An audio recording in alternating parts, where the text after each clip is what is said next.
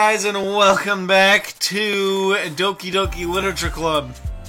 I'm having quite a bit of fun with this one so far. In the last one, we had a little bit of arguing and whatnot going on. And none of the scary stuff has started yet, so, well, yeah. None of the stuff has started yet. None of the stuff is really, nothing too out of the ordinary so far has gone down. But now, it looks like we are going to write another poem, so yeah. So let's start off with candy. Yeah! Pink.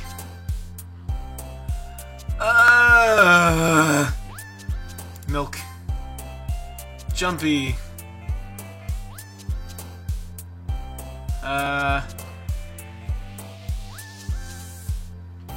Laugh? Nope.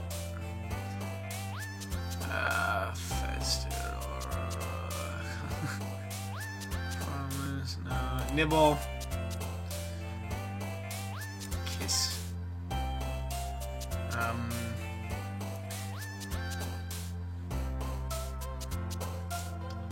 Feather. Silly. No. Whatever. Sayori's cool too, so it doesn't really matter. Sugar. Kawaii. Bunny.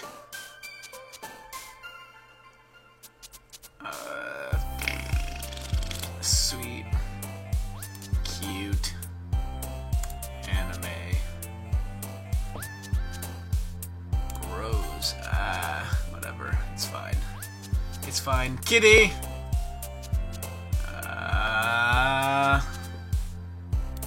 Melancholy.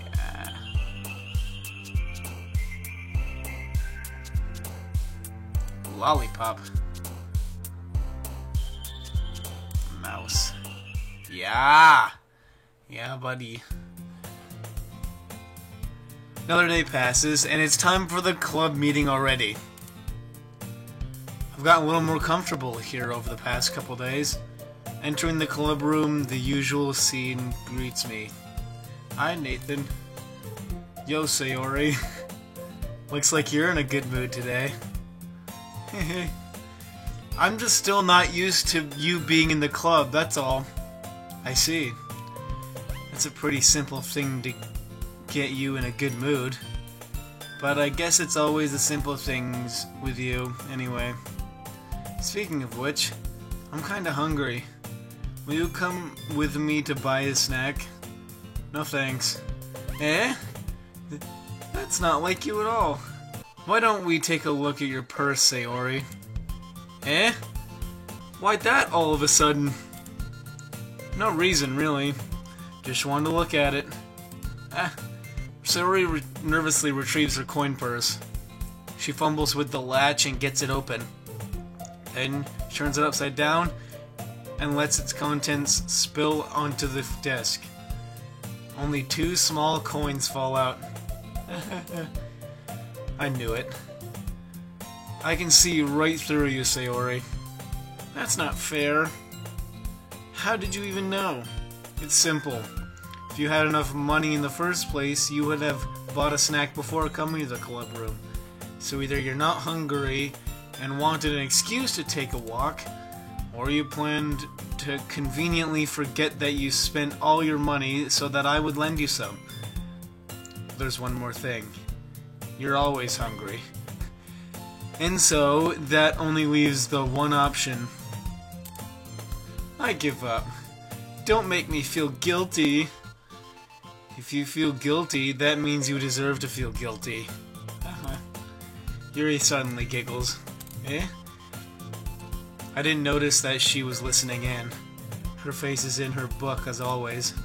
I wasn't listening or anything. It was just something in my book. Yuri? Tell Nathan to let me borrow some money. Don't get me involved like that, Sayori. Besides, you should only buy what you can responsibly afford. That is true. That is very true. She's very responsible, apparently. And frankly, after pulling a mischievous little stunt like that, your suffering is fair enough retribution. Did I just... I didn't mean that. I got too absorbed into my book. I really like when you speak your mind, Yuri. It doesn't happen much, but it's a fun side of you. There's no way you could think that. You were right, though. I did something bad, and now I have to accept my retribution. That still coming from you, Sayori. I guess there's a little devil inside all of us, isn't there? Don't let her fool you. Sayori knows exactly what she's doing. After all, she told you guys she was bringing me to the club before she even told me. But you wouldn't have come if it weren't for the cupcakes. So I had to trick Natsuki into making them. Come on, give me more credit than that, Sayori.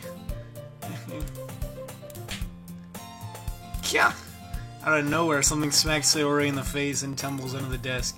Ow! What was...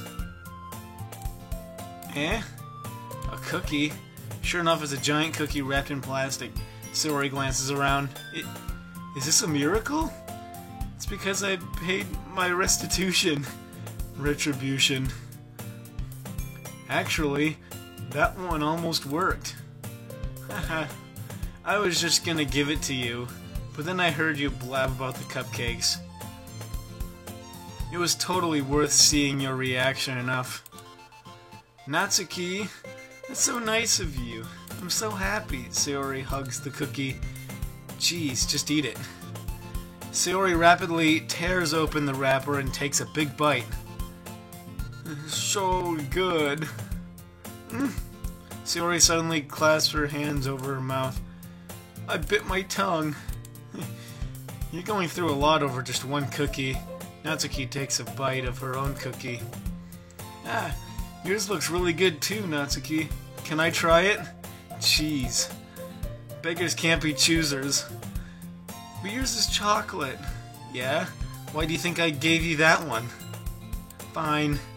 Still, I'm really happy that you shared this one with me. Sayori gets out of her seat and goes behind Natsuki and wraps her arms around her. Jeez. I get it. Cookie still in hand, Natsuki reaches up to nudge Sayori off of her. Well, Sayori suddenly leans down and takes a bite out of Natsuki's cookie. Hey! Did you seriously just do that? Mouthful, Sayori trots away to safety. Yuri and I laugh as well. Jeez, you're such a kid sometimes. Monika, can you tell Sayori... Natsuki glances around. Monika isn't in the club room. Where's Monika anyway? Good question. Have any of you heard anything about her being late today? Not me. Yeah, I haven't either. That's a bit unusual. I hope she's okay. Of course she's okay. She probably just had something to do today. She's pretty popular after all. You don't think she has a... I wouldn't be surprised. She's probably more desirable than all of us combined. That's true. Excuse me? Suddenly, the door swings open. Sorry, I'm super sorry. There you are. Didn't mean to be late. Hope you guys weren't worried or anything. Monika chose the club over her boyfriend after all. You're so strong-willed. Boyfriend? What on earth are you talking about? Monika quizzically glances at me. Never mind that. What held you up anyway?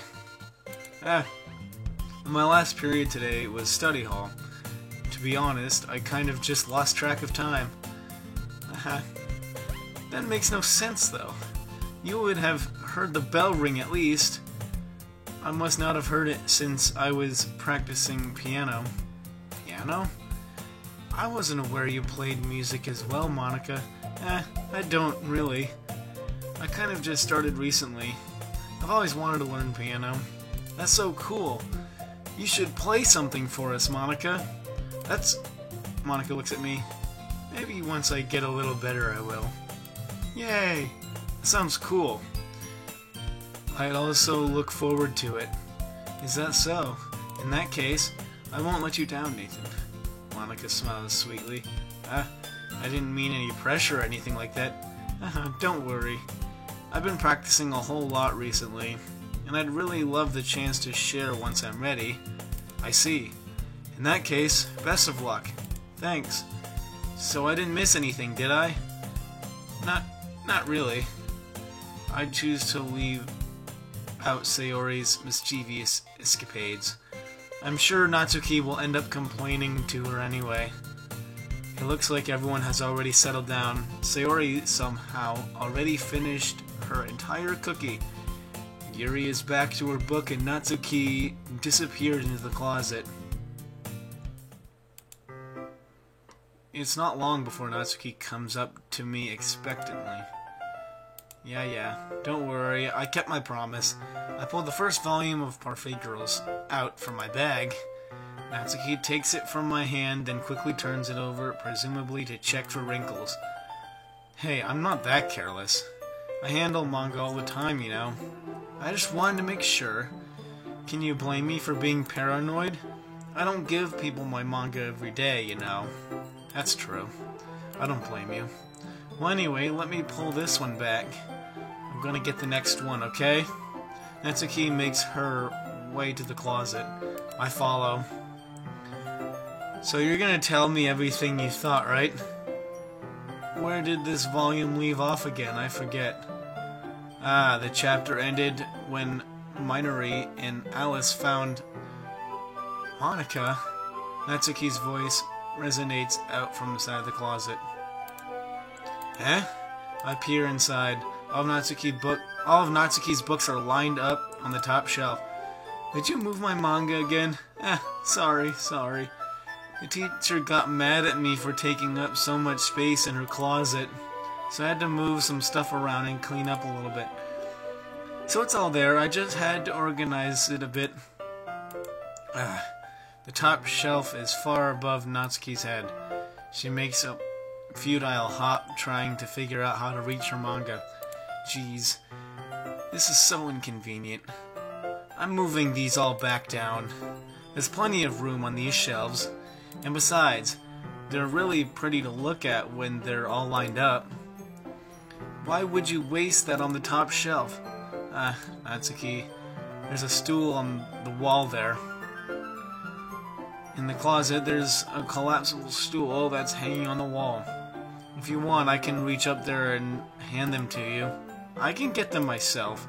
Natsuki grabs the stool from the wall and unfolds it. You think it's too short or something? Or you think I'm too short or something? I mean, I knew it. Well, you know what? Just watch me. Natsuki hops onto the stool, which ends up being a little wobbly because of its collapsible design. Careful. I know what I'm doing. Standing on the stool, Natsuki's fingertips reach the top shelf. The stool would be enough for me to easily grab the book, but Natsuki is being stubborn as usual. Natsuki uses her fingers to scoot one of the smaller boxes to the edge of the shelf. See? Yeah. The box suddenly tips. Natsuki barely catches it before it falls to the floor. The stool wobbles. Wow. Losing balance, Natsuki hops off the stool. Thankfully, she was able to stay on her feet. She holds the box triumphantly.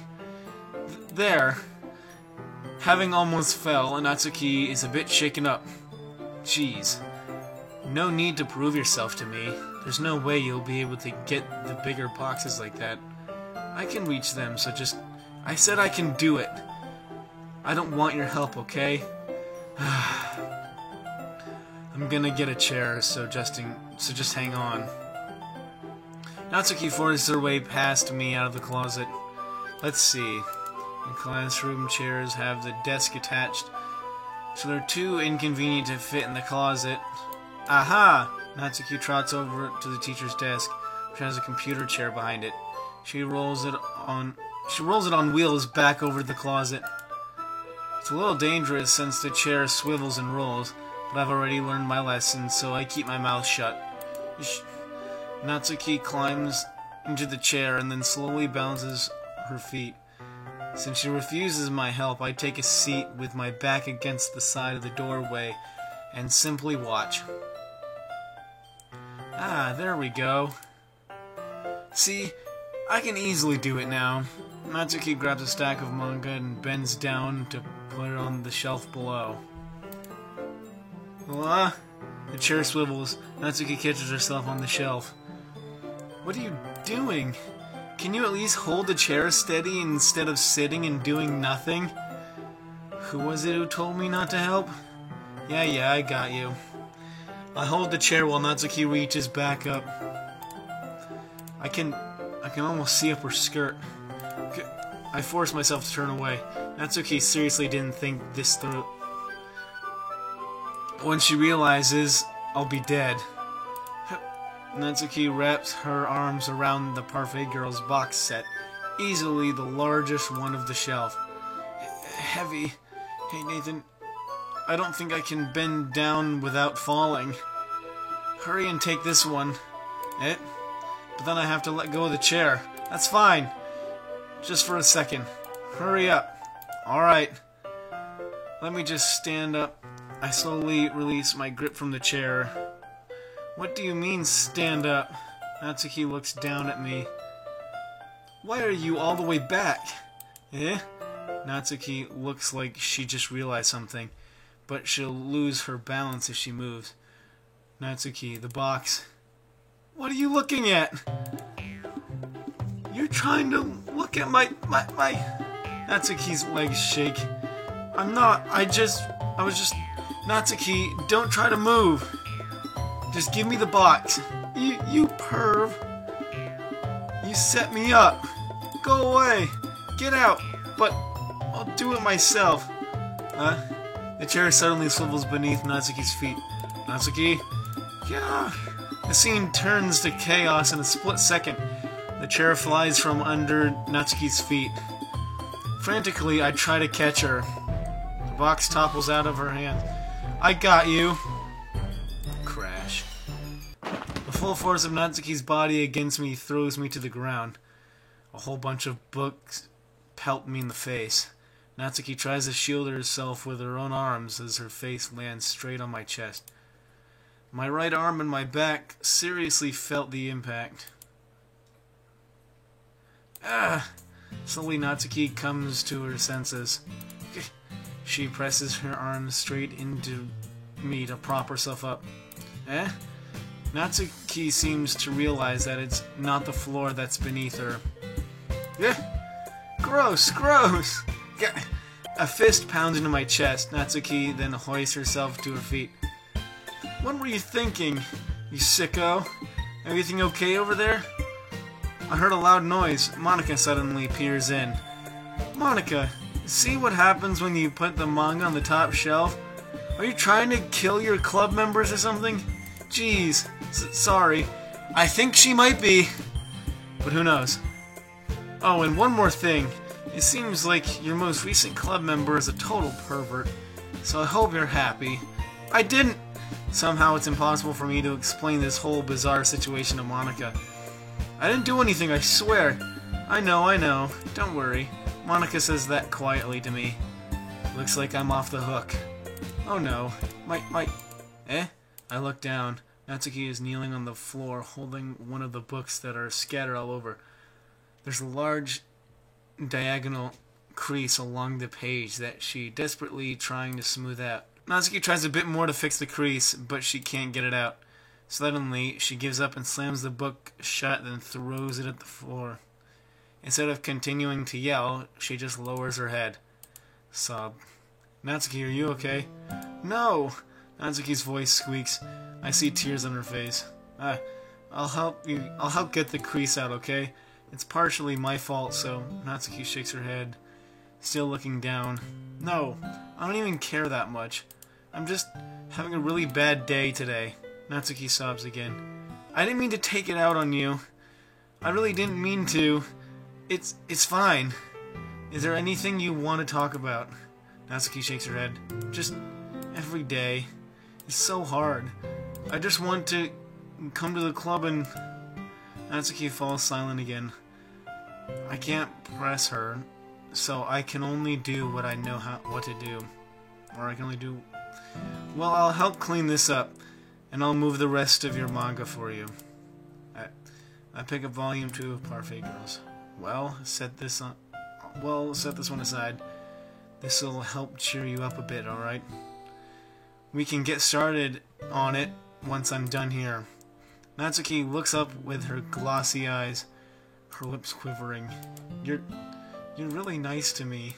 Eh? That sounds really strange coming from Natsuki. I didn't expect that at all. Well, I'm just treating you like a friend, you know? Natsuki lowers her head and stifles another sob. I'm not sure what happened here today, but being nice is the least I could do. The next couple minutes are silent between us, so I begin gathering the scattered books. I make sure to slip them into the box in their correct order. After a little bit, Natsuki starts helping. It isn't long before we're done, and I hoist the box onto the shelf where Natsuki wanted to put it. Then I get on the stool and quickly finish moving the rest of her books from the top shelf. Alright, that should do it. I hop off the stool. Natsuki averts her gaze. Thanks. It's nothing. Natsuki is holding the volume I set aside in her hands. Alright, I'm ready. Good. Even if you weren't, I'd make you anyways. You're taking responsibility for what you said. The thing about cheering me up? If you insist. We sit in the same spot as last time, and I open the second volume. Natsuki's mood quickly improves, laughing and pointing things out to me. She's surprisingly sharp, making note of a lot of subtle, repeated jokes and background elements. In the end, I'm pretty impressed by how everything ties together in this manga. I guess Natsuki has good taste after all. After some time, Monika gets our attention as usual, and it's time to share poems again. Guess I'll be holding on to this for now. Yep. Even if you sound more enthusiastic this time. Well, I'm starting to get into it, you know? Told you. Yeah. I return to my seat and slip the book into my bag. Whose poem should I read first? Guess I'm gonna go with Natsuki first, once again. Natsuki reads my poem. She keeps glancing at me, then back at the poem. By now, she must have read it more than once. Is it that bad? No, it's not. It's good. It's really good, okay? There, I said it. This wasn't supposed to happen at all. Why can't you just be bad at this? My poems are supposed to impress you, not the other way around. You're not trying to impress me? Yeah. You're trying to impress me? Obviously, you think I'd let you enjoy Yuri's writing more than mine? Give me a break. Well, in that case, what's the problem with me trying to impress you? I'll tell you... Natsuki's face freezes, like she just realized something. You're trying to impress me? Natsuki vigorously scans her eyes over my poem one more time. Then the poem slips out of her hands and flutters to the floor. I have to use the bathroom. Red-faced, Natsuki quickly walks out of the room. Hey Nathan, did you do something to Natsuki? I just saw her rush out like that. You didn't do anything terrible, did you? No, I just told her that... My voice gets caught in my throat. There's no way I could tell Monika that I'm trying to impress Natsuki. Monika sees the poem lying on the floor and swiftly picks it up. She reads through it. I see. You wrote this for Natsuki, didn't you? I mean, not really. In fact, didn't she like your poem a lot the other day, too? I'm surprised you know her taste so well already. Are you sure you're not cheating, Nathan?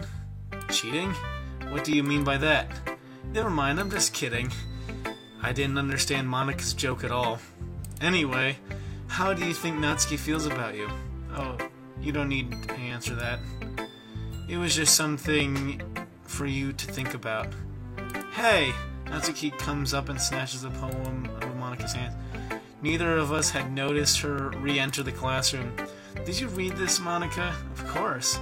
I liked it. Ugh.